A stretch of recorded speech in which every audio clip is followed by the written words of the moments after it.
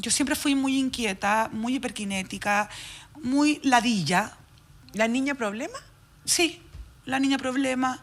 Hay una palabra que usaba mi mamá que yo la odio, y que se la he escuchado la otra vez decir la otra mamá, si esta niñita es un natre. Oh, Eso era yo, un natre.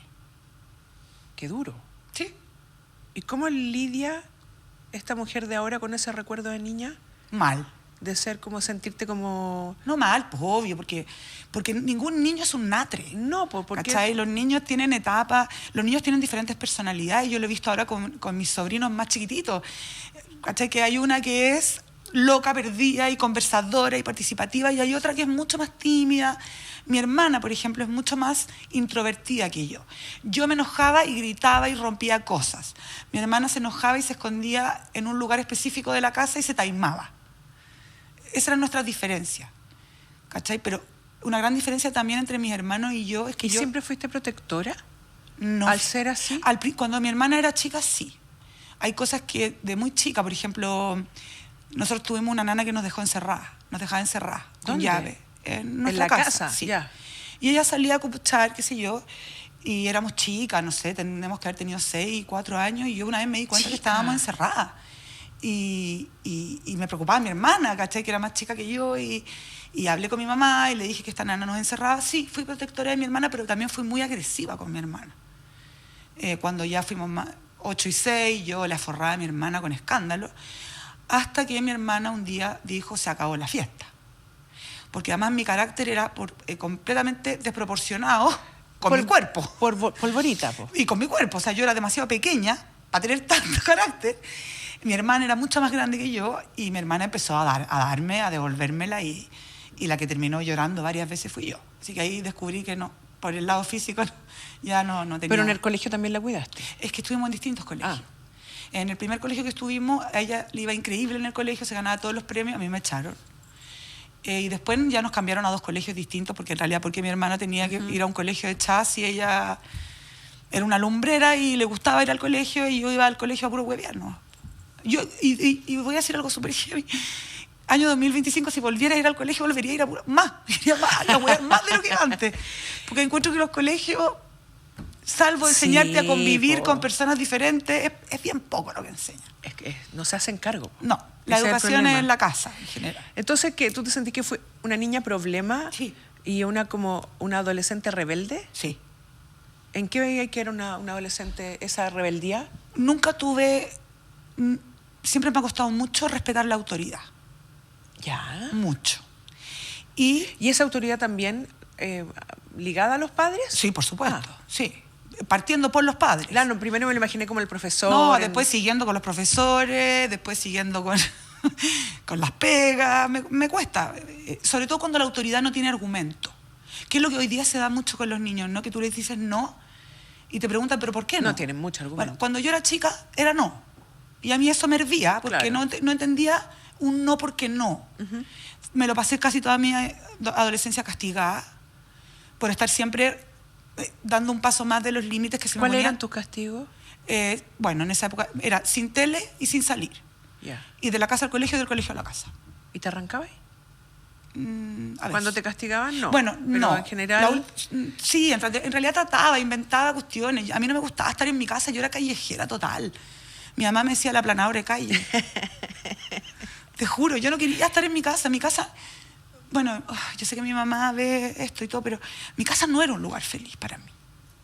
¿Y eso ya estaban separados tus papás? Sí. Cuando tú tienes esta sensación de que... De mis papás juntos... ¿O siempre también...? No, de mis papás juntos no tengo recuerdos. Mira. De repente veo fotos, así como que de un viaje a Disney, y veo a mi papá y a mi mamá, es como que raro. ¿Cachai? No tengo... O los bloqueé, claro, tal vez. Pero no.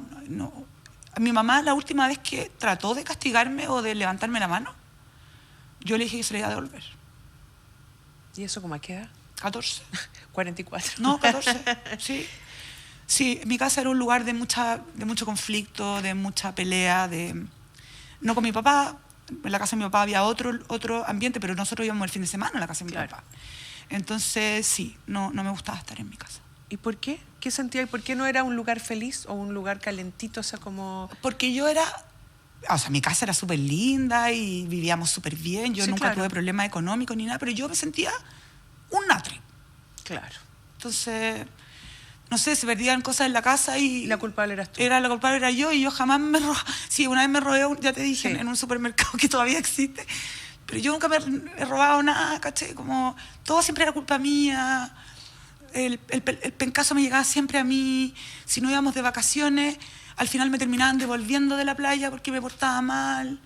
Siempre era como... Mi amor. No, No, pero es que yo me imagino en esa niña. Po. pero yo sentía que siempre era... Mi presencia era incómoda. En general, ¿cachai? Entonces... Es súper fuerte lo que me estás Sí, diciendo. sí. Porque mi presencia era incómoda. Sí. No. Claro, porque es la hay sensación, ¿cachai? Lo que me estás diciendo que es que tú sentías que la sensación que tú le provocabas a los otros, de eso me estás hablando. No es que tú te portaras mal, sino No, que... yo me portaba sí, mal, pero sí. tú me estás hablando de lo que esta niña veía. Yo era- ¿Cachai? yo era Esta una- sensación de incomodidad. Yo era una persona muy incómoda, molesta para ciertos lugares, para cosas familiares, para cosas de colegio. Entonces yo siempre me sentí, y tal vez por eso tengo la personalidad que tengo, porque siempre Sin duda. sentí que tenía que salir a pelearla.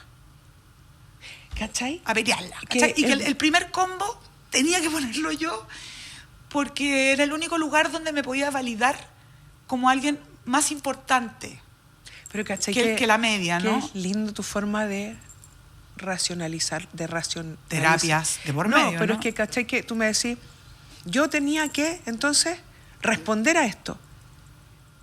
Cuando otras personas pueden haber pensado, yo empecé a pensar cómo encajar en esto. ¿Tú no pensaste nunca en encajar?